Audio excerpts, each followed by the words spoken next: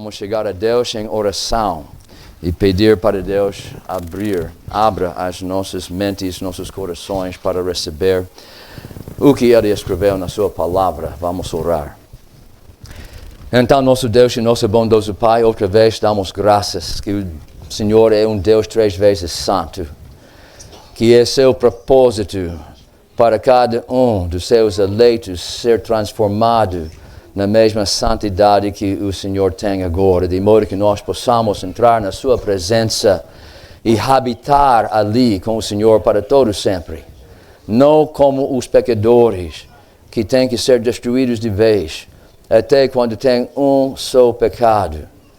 Então pedimos que o Senhor ajude-nos a descobrir as riquezas da herança de Jesus Cristo nos seus santos, que algum dia vão ser perfeitamente santificados pela obra do Senhor, operando na existência deles. Agora pedimos tudo isso em nome do seu Filho Jesus. Amém. Ok, então, para começar, o assunto que vou tratar durante essas duas mensagens é pecado e o cristão. A primeira coisa que devemos dizer ao tratar este assunto é isto: pecado é algo horrível. Para medir quão horrível é pecado, precisaríamos de uma regra infinita. Talvez podemos conhecer quão horrível o pecado é para comparar o pecado com as suas consequências. Como anunciado em Apocalipse, capítulo 14, versículo 10 até 11, no caso das pessoas que desviaram a glória e honra devido ao Senhor a um mero homem, aquele anticristo do livro de Apocalipse. Aqui vem o castigo exigido. O tal beberá do vinho da ira de Deus, que se deitou não misturado, isso quer dizer não diluído de qualquer forma. Às vezes, uma pessoa que está a tomar uma bebida muito forte está a diluir isso com um pouco de água para ele conseguir engolir. Mas esta vai ser um cálice de ira de Deus, não diluído, não misturado. No cálice da sua ira. E será atormentado com fogo e enxofre diante dos santos anjos e diante do Cordeiro, e o fumo do seu tormento sobe para todo o sempre, e não tem repouso, nem de dia, nem de noite, os que adoram a besta, o anticristo, e a sua imagem. Então, claro, estamos vendo um castigo infinito. Um castigo que não tem fim, que vai durar para todo o tempo que Deus próprio está a durar. As pessoas que estão a sofrer este castigo nunca vão esperar um dia quando eles podem sair deste tormento que vai continuar sem repouso, dia e noite. Agora nós podemos admirar por que é que o castigo de pecado é tão infinito. E a única resposta é: porque pecado é tão horrível. Nossa tendência sempre é de minimizar a grandeza do nosso pecado. Até para nós não é grande coisa pecar. Para nós era uma vez quando foi nossa vida normal. É fácil diminuir na nossa mente a grandeza da ofensa de pecado. Mas isso é porque nós não somos um Deus 3 vezes santo. Talvez algum dia, depois de habitar com Deus por milhares de anos, nós podemos olhar para trás e talvez lembrar algumas das coisas que nós estamos fazendo no dia de hoje, que nós não pensamos que esta não é nada de mal. E ficar admirado depois de passar 1000 anos fora da presença de qualquer pecado, contemplando constantemente a santidade de nosso Deus e até a santidade que nós vamos ter em nós próprios, e podemos admirar como é que eu podia, em qualquer tempo da minha existência, ter tais pensamentos. Como é que eu podia ter ousado de dizer tais palavras que eu tinha feito? Palavras que para nós no dia de hoje saem da nossa boca facilmente. Temos que entender que pecado é muito horrível porque é desprezar o mandamento, a regra ou a vontade expressa de Deus. Sendo assim, pecado é ficar face a face com Deus e toda a sua majestade e honra infinita. E eu tenho medo de pronunciar essas próximas palavras. Vai nos choquear. Vai até criar uma imagem que eu não sei se é boa coisa pôr esta imagem na mente de qualquer pessoa. Mas eu vou ousar de dizer isso uma só vez. Porque nós temos que entender quão horrível é um só pecado diante da majestade e honra infinita de Deus. É para cuspir na cara de Deus. Dizendo para mim, você não se importa. É dizer com Faraó, quem é Deus? Que devo obedecer a Ele. Faraó descobriu agora nesta vida, com aquelas 10 pragas, quem é este Deus 3 vezes santo, que ele não tem que ouvir e não tem que obedecer. Não só ele, mas também todas as pessoas ligadas com eles tinham que sofrer por causa desta atitude, esta ousadia de Faraó. A mesma ousadia de qualquer pecador que até está a pecar uma só vez. Como Tiago diz em capítulo 2, versículo 10, aquele que está a guardar toda a lei e tropeçar em um só ponto, está culpado de todos. Porque neste um só ponto, ele fez aquele erro grave de dizer, quem é Deus? Que eu preciso de ouvir Ele. Mas pela mesma medida em que o pecado é tão horrível, graças a Deus o Evangelho é igualmente doce. Acabamos de ouvir poucos minutos atrás que nós nunca vamos entender a grandeza e a beleza da graça de Deus sem primeiro entender quão grandes são nossos pecados. Enquanto nós estamos a minimizar nossos pecados, igualmente estamos a minimizar a graça de Deus. Pensando que o que Ele está a perdoar é uma coisa ligeira, uma coisa pequenina. Quando na realidade não é.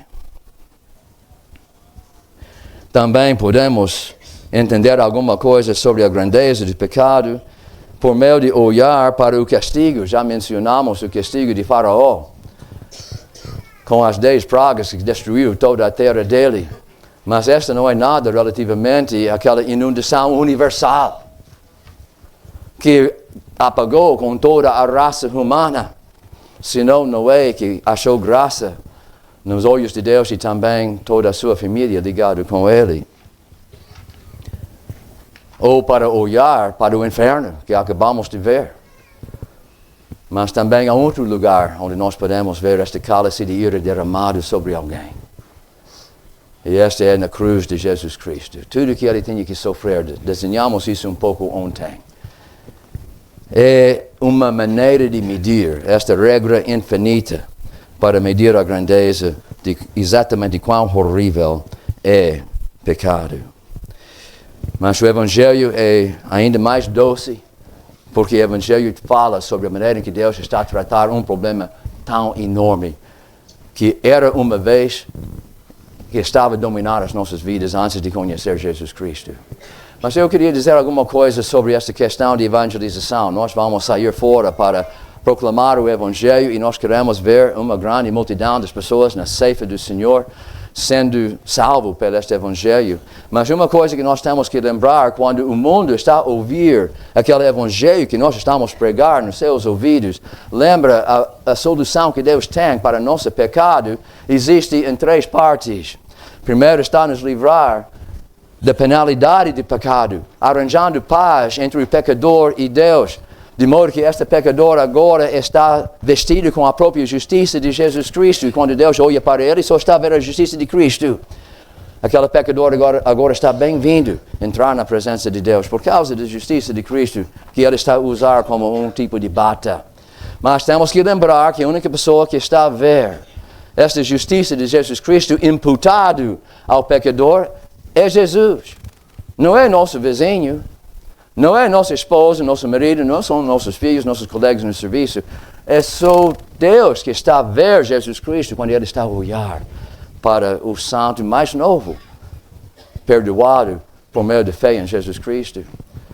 Terceira parte deste tratamento de Deus para com nossos pecados é nossa glorificação. Mas essa é uma coisa que vai acontecer no futuro, quando Jesus Cristo vai voltar. Então, este pecador que está a ouvir nossa mensagem do Evangelho não pode olhar a justiça, não pode ver a justiça de Jesus Cristo que nós temos diante de Deus. Também não vai olhar ou ver esta glorificação, que faz também parte do Evangelho. A única coisa que ele vai ter para medir para avaliar se nosso Evangelho é alguma coisa que tem poder, é esta parte agora. Nossa santificação. Para ver se realmente o poder do Espírito Santo pode fazer alguma coisa boa para ele também. Em resolver os problemas que ele tem.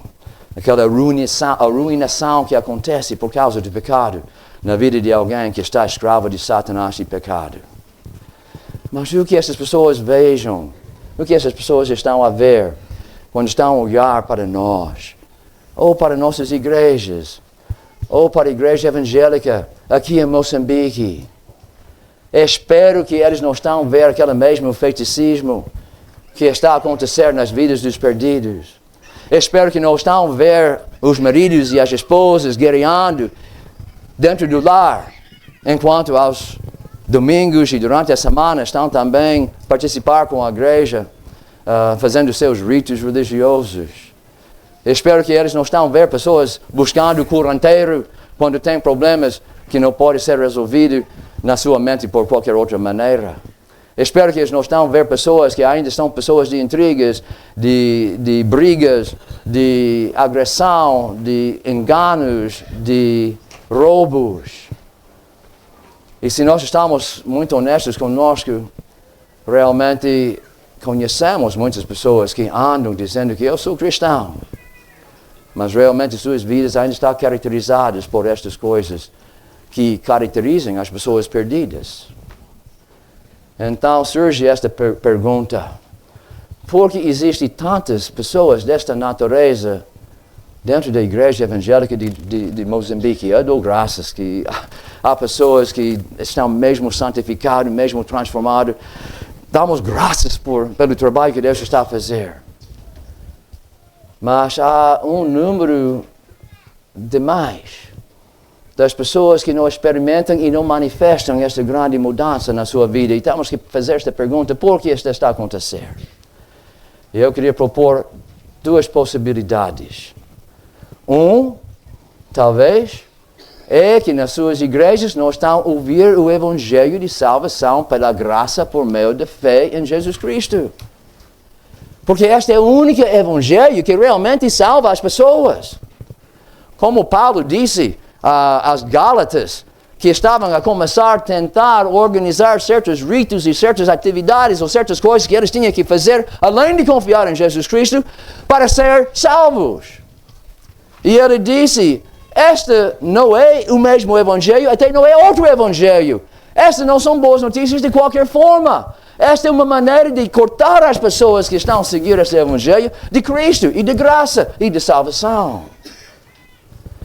E digo de novo, quando nós estamos a dizer que a pessoa pode ganhar ou perder salvação na base das obras que ele faz ou não faz, ou perder sua salvação por causa de certas coisas que você está a fazer ou não está a fazer, estamos a dirigir a atenção das pessoas não para a justiça de Jesus Cristo e salvação pela fé nele, mas estamos a dirigir sua atenção para o que eles fazem, para ganhar ou perder salvação.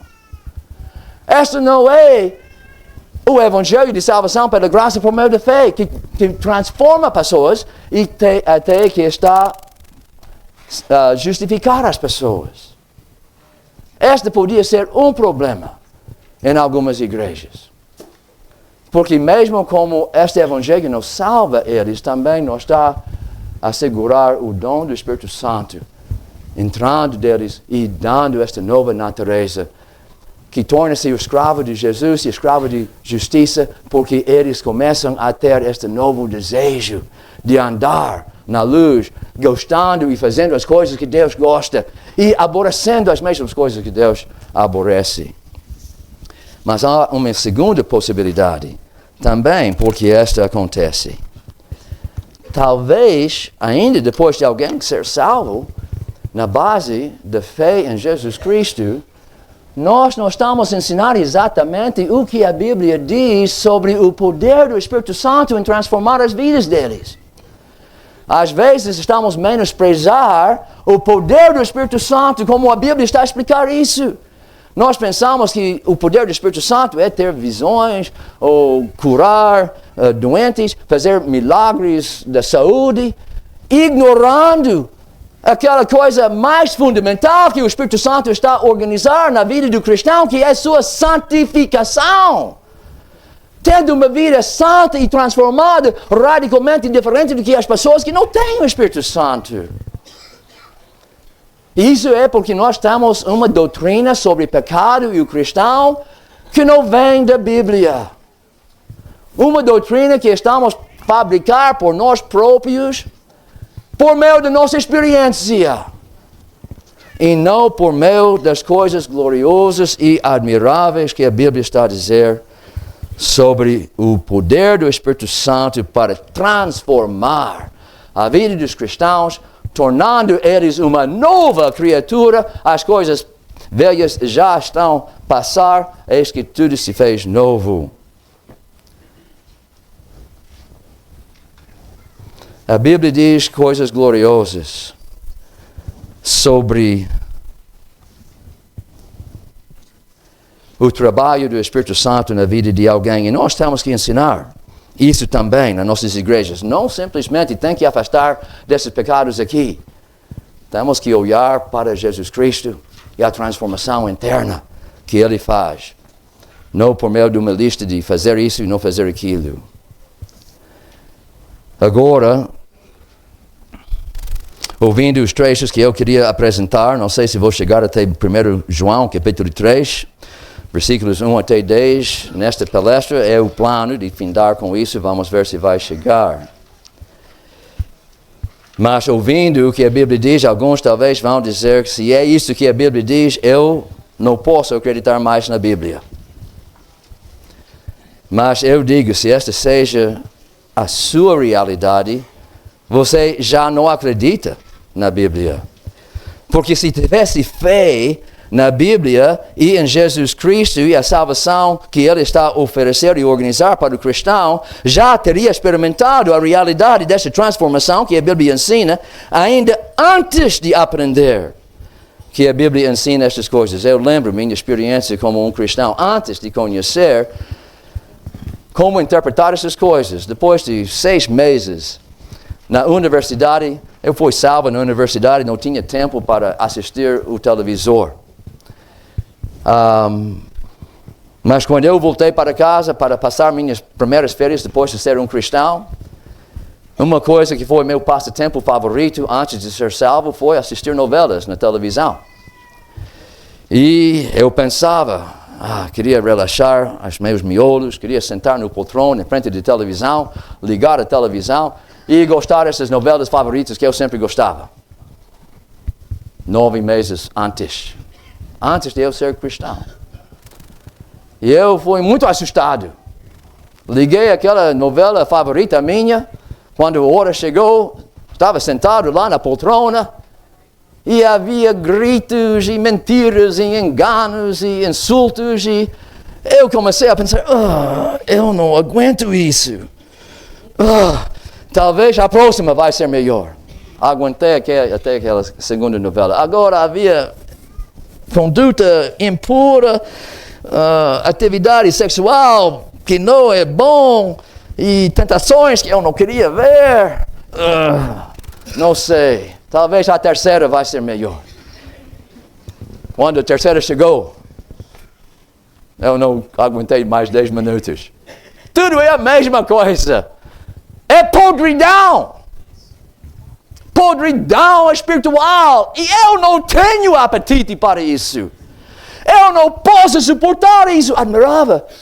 Por quê? São minhas novelas favoritas. O que aconteceu? Eu sei que não aconteceu nada com eles, é mesmos caracteres, mesmas atividades, mesmo tudo. E eu logo reconheci, sem ler a Bíblia, conheci a Bíblia, estava a ler um capítulo cada dia, mas estava ainda muito longe de conhecer toda a Bíblia.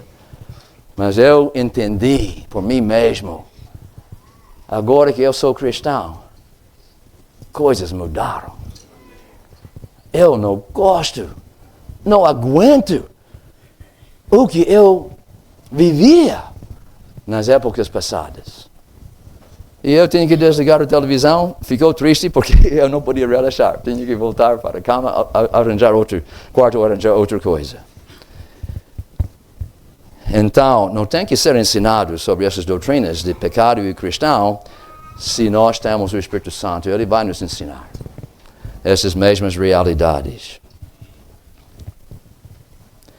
Mas nós temos que ensinar essas coisas na nossa igreja. Nós não podemos continuar a minimizar o trabalho transformador do Espírito Santo. Temos que acreditar o que a Bíblia diz e a organizar uma doutrina sobre pecado e cristão que corresponde com a Bíblia, não com a experiência de algumas pessoas. Vamos lembrar, qualquer declaração na Bíblia também é uma promessa. Quando você está a ver as declarações da Bíblia não acontecendo na sua vida, só tem que dizer a Deus, Deus, você disse isso, mas não está a experimentar na minha vida. Eu queria para você fazer o que você diz na minha vida. Torna-se uma promessa. E lembra que Jesus disse, seja-vos feito segundo a vossa fé. Nós não podemos anular o que a Bíblia diz sobre a santidade do cristão, feito pelo Espírito Santo, porque Ele vai estar dizendo, no dia de hoje, seja-vos feito segundo a vossa fé. Temos que acreditar o que a Bíblia diz sobre transformação na vida do cristão, ainda quando estamos a duvidar se até agora estou a realizar essas coisas na minha vida. Mas eu também tenho que dizer, se você não está a realizar essas realidades de 1 João 1 até 10 na sua vida, talvez tenha que passar ainda para frente disso e olhar para a sua salvação, o Evangelho que você está a seguir e pregar. E ter certeza que este é aquele Evangelho verdadeiro, não aquele Evangelho dos Gálatas. Além de ter fé em Cristo, também tem que circuncidar-se. Além de ter fé em Jesus Cristo, tem que cumprir essas regras. Se você acaba de fazer isso, ou se você falta de fazer isso, já vai perder sua salvação. Esta é a doutrina que muitas igrejas ensinam. Tenha muito cuidado com este Evangelho, porque não transforma e até não livra o pecador da penalidade do pecado. Agora, antes de dizer mais qualquer coisa, eu queria dizer que eu não estou, quando estou a dizer o que a Bíblia diz sobre pecado e cristão, de qualquer forma, eu não estou a pregar perfeição. Queria dizer bem claro, a Bíblia não ensina que o cristão pode tornar-se uma pessoa perfeita nesta vida. Lembra, tem que esperar a nossa glorificação. O cristão sincero, cheio do Espírito Santo, que ama a justiça e procura a justiça, vai sempre sentir frustrado nesta vida por sua inabilidade de ser perfeito já. É normal para o crente sentir frustrado que não esteja já perfeito. Até Romanos 8, 23 diz que o crente geme em si mesmo, esperando com saudade este aperfeiçoamento que nós vamos ter no fim, quando estamos com Jesus. Mas enquanto o cristão espera com anseio seu aperfeiçoamento, ele goza ainda nesta vida vitória sobre o poder dominante do pecado. Ele não é mais um escravo de injustiça, incapaz de fazer o bem que ele deseja, incapaz de mortificar o pecado que ele aborrece. Embora ele tropece no pecado, embora ele possa ser surpreendido pelo pecado, como vamos ver amanhã, embora ele seja vencido às vezes pela tentação ou por apertos, ele não vive no pecado, não permanece no pecado, não pratica o pecado, não programa o pecado. Tudo isso está na Bíblia, vamos ver amanhã. Não sai de sua casa em busca do pecado, como ele fazia antes de conhecer Cristo. E eu posso dizer, desde aquele dia que eu narrei sobre televisor, eu não chego ao televisor buscando entretenimento. Desde aquele dia até o dia de hoje. Não estou a dizer que é mesmo como você, porque há coisas boas no televisor, eu reconheço isso. Futebol, ou certas outras coisas, enquanto não seja um ídolo. Notícias, etc. Não estou a condenar o televisor, mas eu não busco tentações. Eu posso ser surpreendido por uma tentação súbita. Mas o cristão não busca tentação, não busca pecado. Ele foge disso. Mas lembre disso quando eu for a pregar sobre os trechos que falam sobre a nossa santificação. Por favor, não diga que eu estou a pregar perfeição quando simplesmente estou sendo fiel na exposição dos trechos que exaltam o trabalho transformante do Espírito Santo na vida das pessoas em quem Ele habita. E esta vai ser, espero que no fim da nossa palestra hoje, 1 João capítulo 3.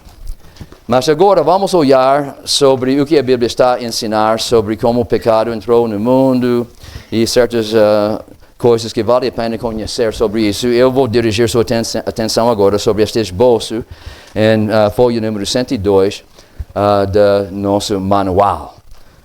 Primeiro, a queda do homem e a transformação terrível na natureza humana que aconteceu. Nós entendemos que quando Deus criou a raça humana, Ele criou, como acabamos de ouvir, um só pessoa, um só ser humano, a quem Ele deu aquele dom de vida. Vamos desenvolver isso mais tarde.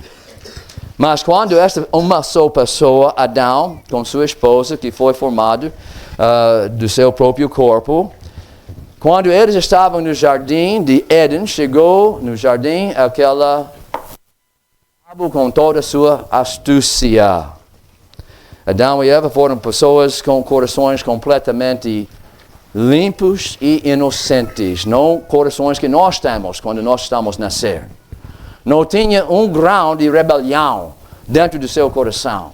Não tinha nenhum desejo de virar as mesas sobre Deus, de modo que eles podiam estar em cima e Deus podia ser embaixo. Em vez de Deus nos dar as ordens, nós queremos dar Deus ordens, desde que nossa nascença. Mas Adão e Eva não tinham isso. Mas aproveitando da credulidade e ingenuidade de Eva, Satanás entrou e ele contradizou o que Deus tinha dito sobre esta árvore de conhecimento do bem e do mal. E usando suas mentiras, ele disse que Deus sabe muito bem que quando você está a comer deste fruto, você vai tornar-se tão maravilhoso, tão excelente, você vai ser como Deus. O que a Eva estava a ouvir, Deus é muito excelente, é maravilhoso, ser como Deus devia ser alguma coisa boa.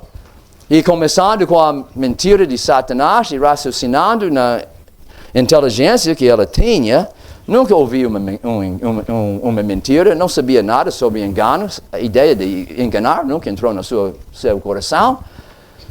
Não sabia que existia maldade no mundo. Ela caiu caça de Satanás e ele comeu aquela fruta pensando que agora uma coisa boa vai acontecer comigo, não sabendo que Deus estava a avisar com razão. Quando você está a comer este fruto, você vai morrer fisicamente, mas também espiritualmente. Então ela tomou este fruto.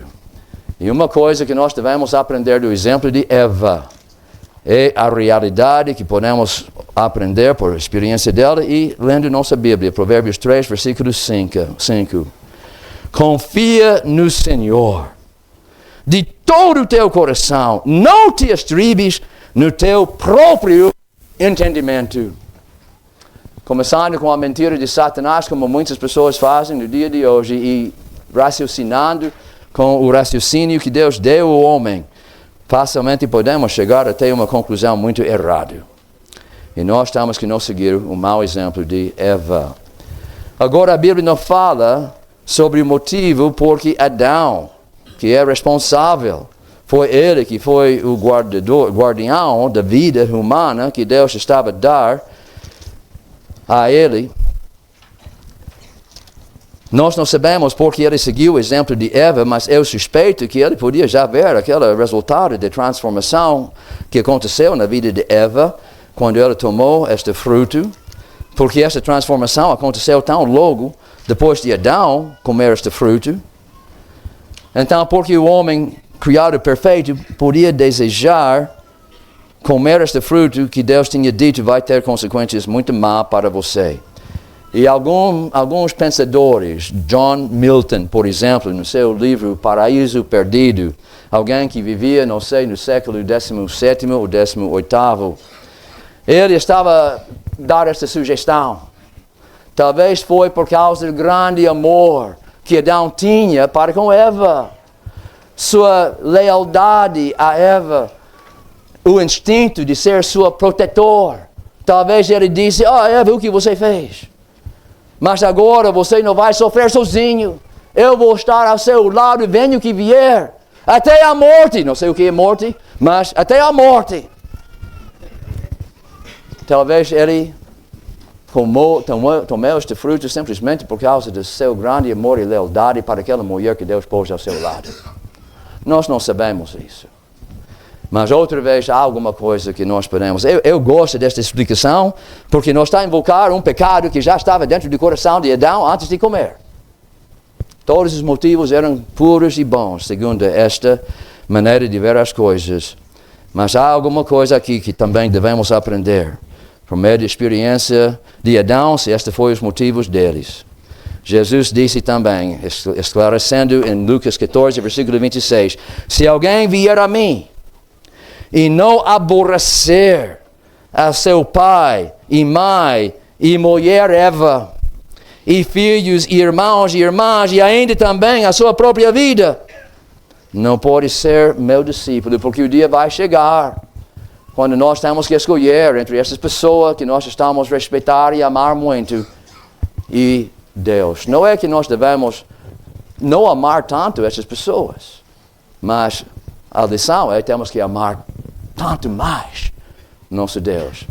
Foi a falha, talvez, que levou até a queda de Adão e toda a raça humana. E como nós sabemos, o resultado disso foi a morte física. Deus tinha prometido isso, vai morrer, mas atrás disso há uma outra morte, muito pior, que é a morte espiritual. Vida é conhecer Deus. João 17, versículo 3, esta é a vida eterna. Conhecer Deus e seu Filho, Jesus Cristo, que o Senhor enviou. Então, morte eterna é ser separado. Perder esta ligação com Deus e seu Filho. Então havia uma morte espiritual, um afastamento de Deus que aconteceu. E a natureza pecaminosa que entrou no coração da pessoa. Agora, ponto número 2 sobre o pecado original. Acabamos de ouvir como isto está explicado de uma forma muito excelente em Romanos capítulo 5 por nosso preletor, amado pastor Samuel. Só queria acrescentar uma pequena coisa. Augusto Nicodemos foi aquela que eu ouvi, disse este preletor no Brasil, estava a mencionar o fato que quando Deus criou os anjos, criou um certo número dos anjos. E o número dos anjos que ele criou é o mesmo número que existe até o dia de hoje. Alguns agora são demônios, alguns agora estão no abismo, alguns agora são rebeldes contra Deus, um é o diabo. Mas o número que ele criou e o número a quem ele deu vida é o mesmo número que existe no dia de hoje. Não multiplicam e não morrem. Mas quando Deus criou a vida humana, deu esta vida a uma só pessoa, que é nosso pai Adão. E embora Adão tinha que morrer, sua vida continuou. A vida dele não acabou. A vida dele continuou nos seus filhos, nos seus netos, nos seus bisnetos, e a vida de Adão continua até o dia de hoje em cada um de nós. Nós só temos vida porque Adão recebeu esta vida de Deus. E todos nós somos uma extensão de Adão. E mesmo como nós estamos a herdar com esta vida aquela natureza pecaminosa, também estamos a herdar este pecado que ele fez de desobedecer Deus. E alguns de nós podemos pensar, mas olhe, não é uma decisão que eu fiz. Porque eu tenho que nascer até eu ser concebido até com este pecado de Adão na minha conta, quando não sou eu que fiz. Não é lícito atribuir um pecado de alguma pessoa para outra pessoa. Tenha cuidado, meus amigos. Porque se você está a dizer que não é lícito Deus atribuir o pecado de uma pessoa para outra pessoa, como é que você vai ser salvo? Se Deus não pode atribuir seus pecados, não só um pecado, mas um montão de pecados, para a conta de Jesus Cristo. Jesus Cristo também tornou-se homem. Identificou-se conosco, de modo que Ele podia receber todos os nossos pecados, caindo sobre Ele. E se você disse que isso não é lícito, seus pecados não podem cair sobre Ele. Fica com seu montão de pecados. Mas não só cada pecado que nós estamos a fazer está a cair sobre Ele, mas graças a Deus, aquele pecado atribuído a nós de Adão, passa de Adão para nós, e de nós para Jesus Cristo, e Jesus Cristo paga a multa disso também. Porque o homem está a queixar diante de Deus por sua maneira de cuidar do pecado. Se você está a cortar este fluxo do pecado de Adão, de nós, de Cristo, vai ficar com estes seus pecados e não tem esperança. Eu queria dirigir nossa atenção, nunca devemos queixar sobre a maneira em que Deus está a fazer as coisas.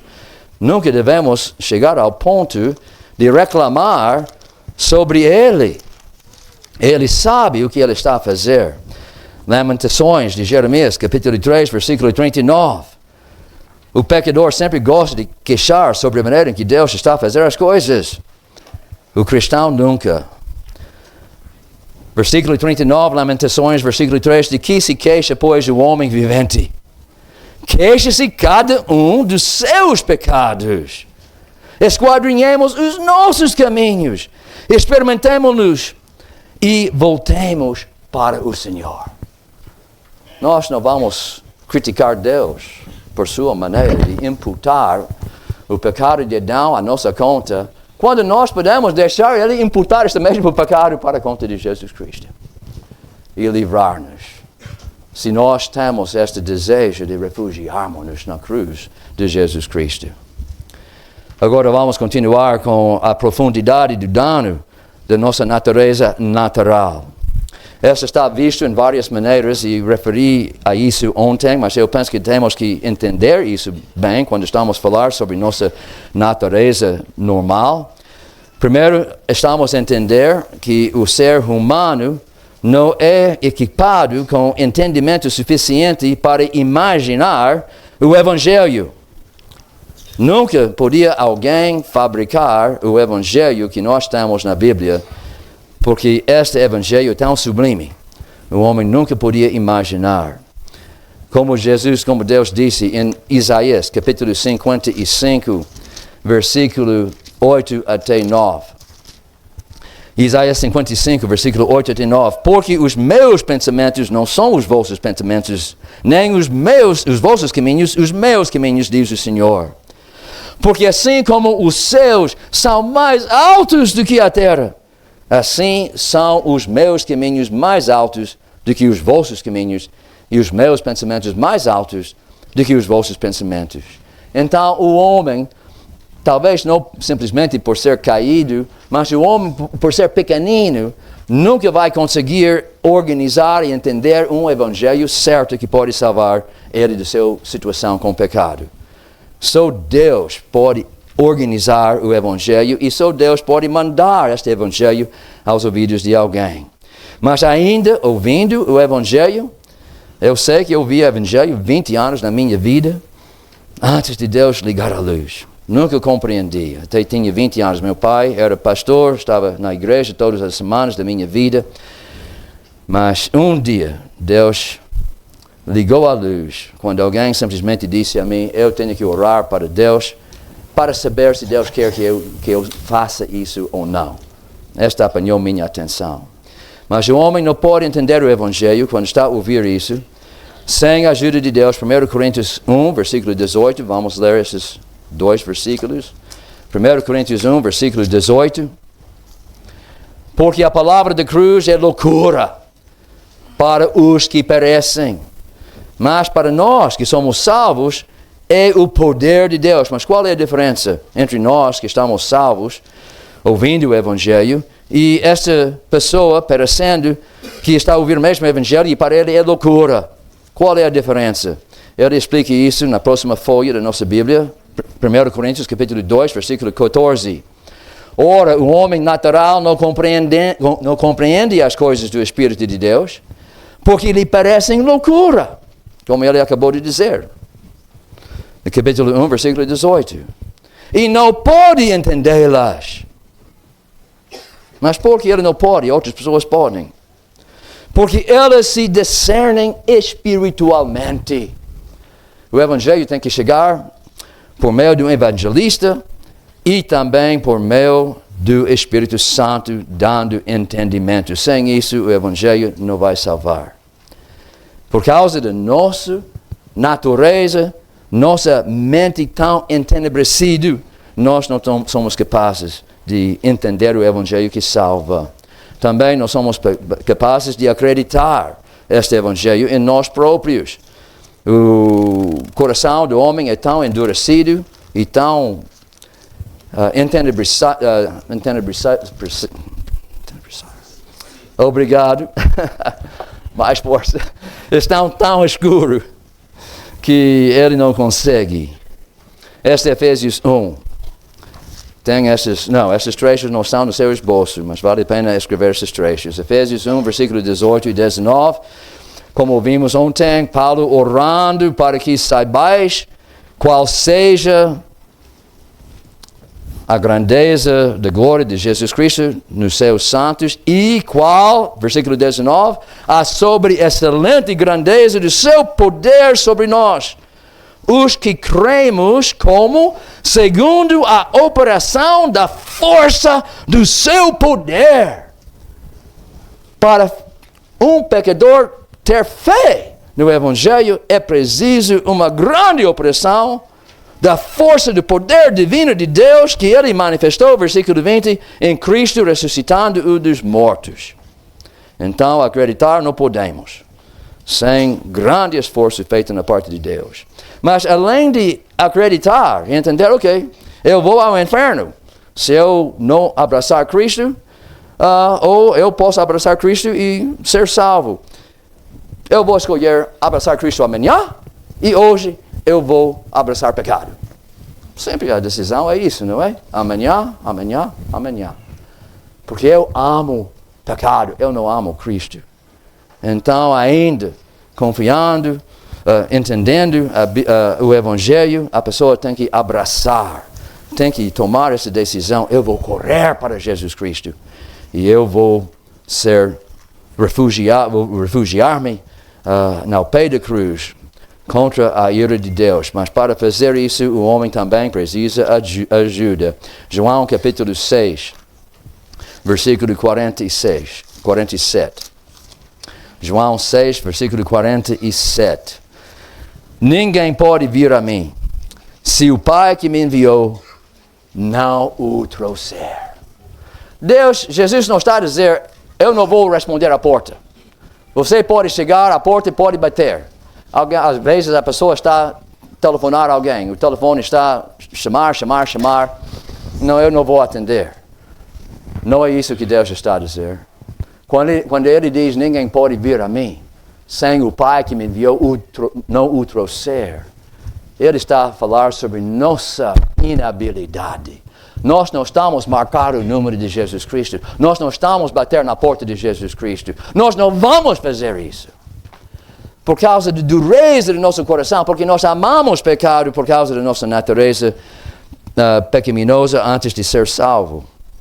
Então, para chegar a Cristo, largando do pecado e abraçando a cruz, é preciso Deus operar e até arrepender, dar as costas ao pecado e dizer, eu não tenho força, Jesus, para andar no seu caminho, mas pelo menos eu estou a olhar para você. Eu sei que você tem uma solução. Você pode fazer alguma coisa para ajudar-me a andar no caminho de justiça e eu preciso sua ajuda. Até para fazer isso, arrepender-se, virar suas costas para o pecado, mudar sua opinião sobre o pecado, existe outra vez. Milagre de Deus trabalhando dentro de nós. 2 Timóteo capítulo 2, versículo 24 até 26. E ao servo do Senhor não convém contender, mas sim ser manso para com todos, apto para ensinar, sofredor, instruindo com mansidão os que resistem, a ver se, porventura, Deus lhes dará arrependimento, para conhecerem a verdade e tornaram a despertar, desprendendo-se dos laços do diabo, em que a vontade dele estão presos. Então, este é os laços do diabo, nossa natureza pecaminosa, que tem que morrer, para nós andar na maneira que Deus está a ensinar. Agora vamos tratar a grandeza da nossa culpa diante de Deus, surgindo por causa da nossa natureza pecaminosa. Isso está visto muito bem no Velho Testamento, no dia de expiação do pecado que Deus organizou para Israel observar um dia em cada ano. Foi só este único dia, no ano inteiro, quando um homem podia ousar de entrar na presença de Deus, que estava lá no lugar santíssimo, dentro do templo, guardado pelas estátuas do querubim, ou talvez era um serafim, guarda-costas de Deus, para ter certeza que nenhum pecado podia entrar na presença de Deus. Eram símbolos representando a realidade dos querubins, que realmente existe, como ouvimos, nos céus, em Isaías capítulo 6, na visão que ele tinha, e também vimos isso em Apocalipse, nas visões que João tinha. Mas certas coisas tinham que acontecer antes que qualquer homem podia ousar de entrar lá, naquele lugar santíssimo, para ele não ser destruído de repente por causa do seu pecado. Se ele está a entrar lá com um grão de pecado, não podia entrar na presença de Deus, seria consumido pela ira de Deus. E eu estou a ouvir, não sei se é verdade, os pastores antigos contam essa história, que os judeus estavam a amarrar uma corda ao tornozelo daquele sumo sacerdote antes de ele entrar lá. De modo que, se os sacrifícios e tudo que foi feito não valeu para ele e ele está morto, ninguém tinha que entrar lá para tirar o cadáver. Só tinha que arrastar ele para fora com aquela corda. E a bata tinha estes sinos lá. Talvez a pessoa está a admirar porque a bata dele tinha que ter estes sinos. Well, as pessoas podiam ouvir os sinos. Enquanto ele está a movimentar, ok, os sinos estão a tocar, tudo está bom. Mas quando os sinos acabam de tocar, tem que agarrar esta corda. Mais um sumo sacerdote. Nunca aconteceu, imagine, senão com os filhos de Arão, não é? Que ofereceram este incenso não prescrito por Deus. Mas agora, ele tinha que fazer 3 tipos de ofertas antes de ele poder entrar na presença de Deus. E essas 3 ofertas simbolizam os problemas que existem entre o Deus com toda a sua santidade, este Deus tão justiceiro que ama a justiça e igualmente aborrece o pecado, e este Deus que tem que ser o juiz justo, que tem que exigir a sentença de morte para qualquer pecador que ouse de chegar na sua presença. Isso tudo é por causa do nosso pecado. Por causa do nosso pecado, a justiça de Deus exige morte. Não tem escolha. Se ele não está a matar, ele não é um juiz justo. Por causa da santidade de Deus, esta pessoa tem que ser lançada longe de Deus. Não pode entrar na presença de Deus. Tem que sair fora da minha presença. Não pode ter comunhão comigo enquanto você tem pecado. porque Ele é 3 vezes santo. E por causa do fato que Ele é justiceiro, não. Justiceiro, como Ele ama justiça e aborrece pecado, se o pecado está a entrar, vai ser consumido logo. Então temos que tratar esses problemas do nosso pecado com nosso Deus. Não é que Deus é mau. Também o problema com a lei não é que a lei é mau, é por causa do nosso pecado. Não tem problema com Deus, o problema é com o nosso pecado. Mas como tratar essas coisas? No dia de expiação, primeiro tem que oferecer muitos sacrifícios. Porque no livro de Levítico estamos a ver que o sumo sacerdote tem que ter um tipo de sacrifício, o rei tem que ter seu tipo de sacrifício, uma pessoa simples tem que ter seu sacrifício, a nação de Israel, quando eles estão a pecar, tem que ter seu sacrifício. Então tem que oferecer muitos sacrifícios para todos esses tipos de pessoas representadas no acampamento de Israel. Para ter certeza que a sentença de morte foi executado por causa do pecado. Segunda coisa, sendo Deus um Deus justiceiro, cuja ira está a arder contra o pecado, eles têm que oferecer incenso. Espero que vocês entendam. O propósito do incenso no Velho Testamento é para apaziguar a ira de Deus. E você lembra quando o povo estava a pecar contra Deus e arrebentou uma praga, pessoas estavam a morrer em cada lado? Lembra o que Moisés disse a Arão e todos os levitas? Ele disse, vocês têm que chegar lá, leva estas panelas de incenso, acende este incenso, entre a multidão, de modo que este cheiro do incenso pode subir nas narinas de Deus e apaziguar a ira dele. E fizeram isso e de verdade a praga acabou. A ira de Deus foi apaziguada pelo incenso. Então, tinha que oferecer este incenso para apaziguar a ira de Deus que está provocada por pecado do homem. E depois, por ser um Deus santo, Deus disse que você tem que arranjar um outro bode, aquela bode de expiação. E o sacerdote tem que pôr suas mãos sobre esta bode e tem que confessar todos os pecados. Mas esta bode não vai morrer. Esta bode tinha que ser levado para longe. Um lugar no deserto. Um lugar longe do acampamento de Israel, até metaforicamente um lugar longe de Deus, para carregar nas suas costas todos os pecados das pessoas, de modo que Deus possa comungar com Israel durante este dia. E o sumo sacerdote, representando Israel, podia ousar de entrar lá, naquele lugar santíssimo no templo. Meus amigos, este é um bom desenho que Deus está a nos dar para ajudar-nos a entender as complicações, as grandes consequências que surgem por causa do pecado do homem, vivendo segundo a natureza que herdamos de Abraão. Mas Jesus tratou todos esses problemas. Ele tinha que ser executado, tinha que pagar a multa de morte, porque Deus é justo.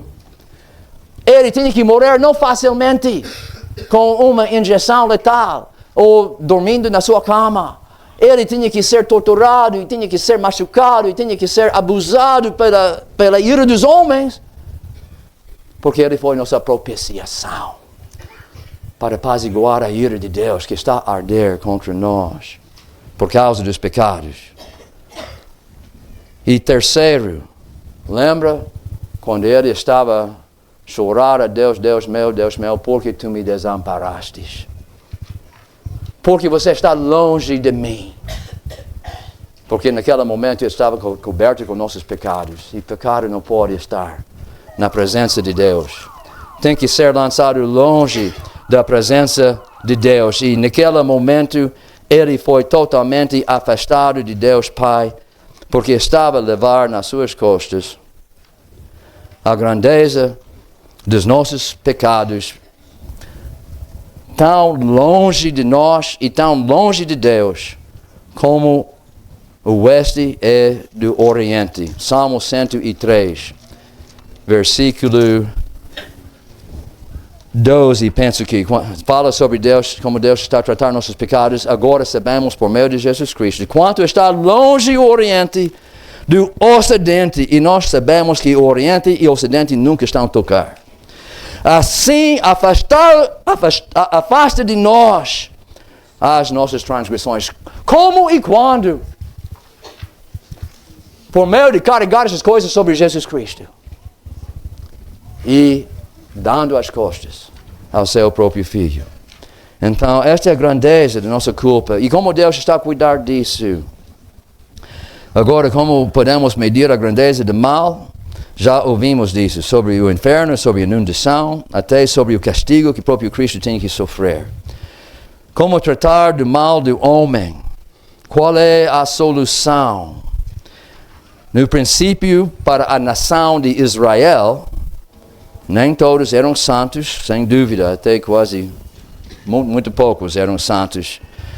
Quando... desculpe, alguém tem que ajudar-me.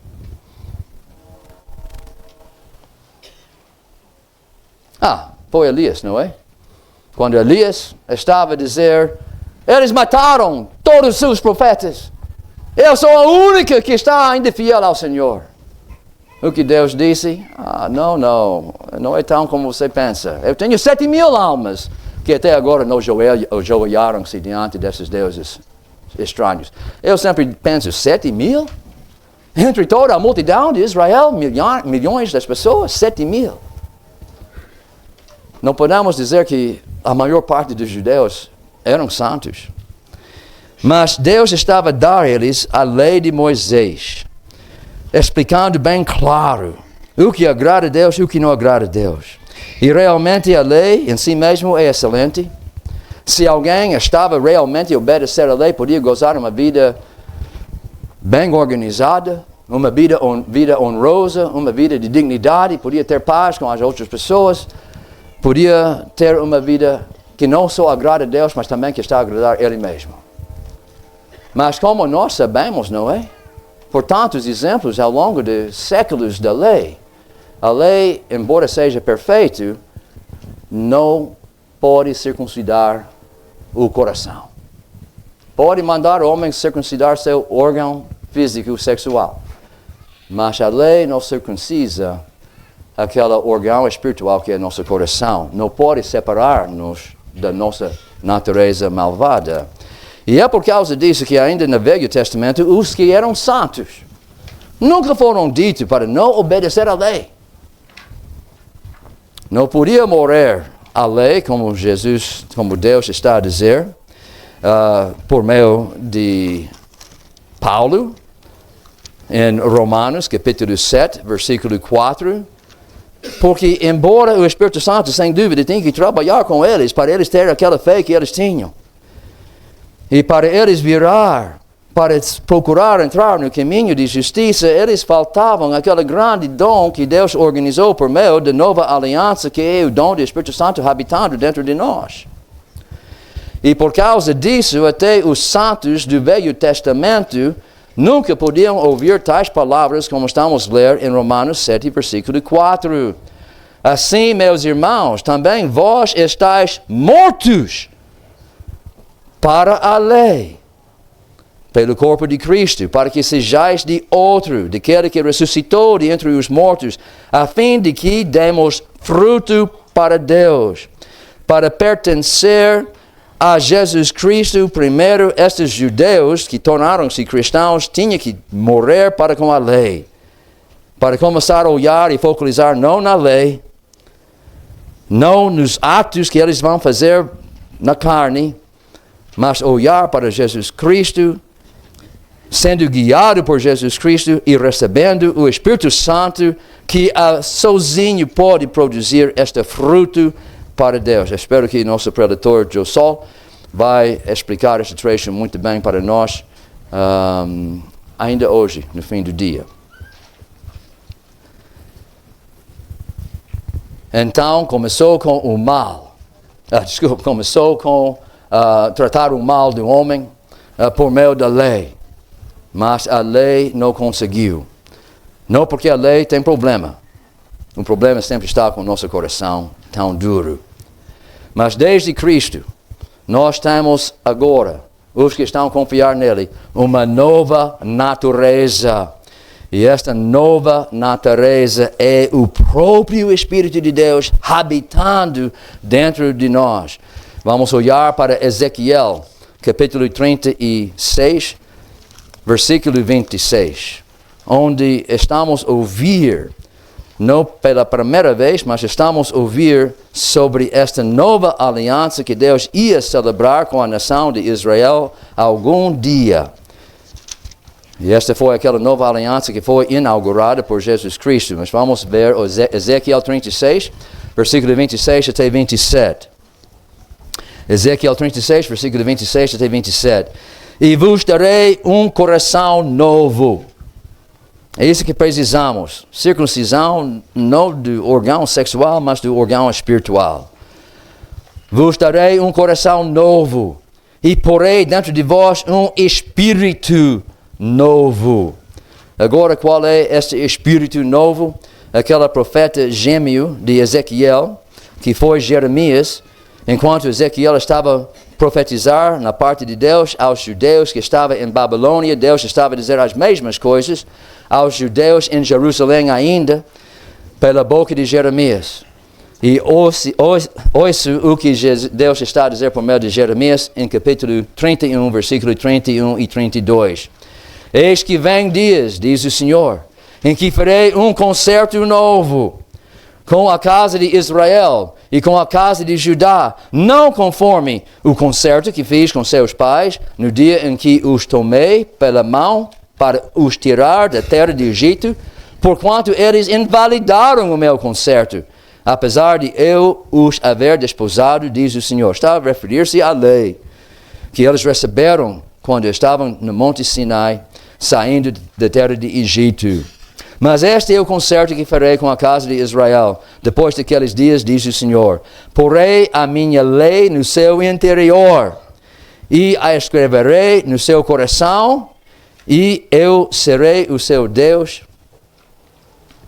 e eles serão o meu povo. Ok, vamos voltar.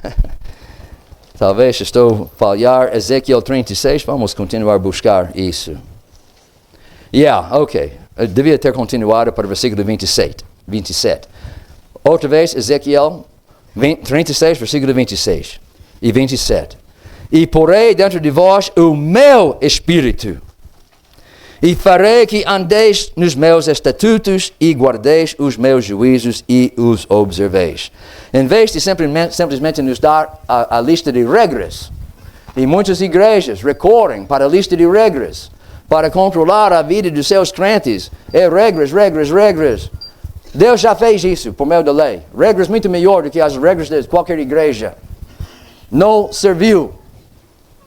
O que foi necessário foi o Espírito Santo, escrevendo sua lei não em tábuas de pedra, mas em nossos corações, e dando-nos seu Espírito Santo para ajudar-nos, para impulsionar-nos a fazer o que Deus quer. Deus operando em nós tanto o querer como o efetuar segundo a sua boa vontade, como estamos a ler em Filipenses 2, versículo 13. Então, este é o que Deus está a fazer por meio da nova aliança. Queria dizer que o Espírito Santo habitando dentro do crente é uma benção reservada para a nova aliança estabelecida por Jesus. Já vimos essas profecias sobre este evento que ia acontecer, foi profetizado, 600 anos antes de nova aliança ser estabelecida por Jesus Cristo, mas foi uma coisa que os santos do Velho Testamento podiam sempre esperar, mesmo como nós esperamos o regresso de Jesus Cristo e nossa glorificação. Eles podiam ler essas promessas e conhecer alguma coisa sobre esse grande evento quando o Espírito Santo vai começar a habitar dentro do nosso coração. E podiam esperar essa grande coisa, mesmo como o crente no dia de hoje está esperando o regresso de Jesus Cristo. E eles estavam a esperar isso.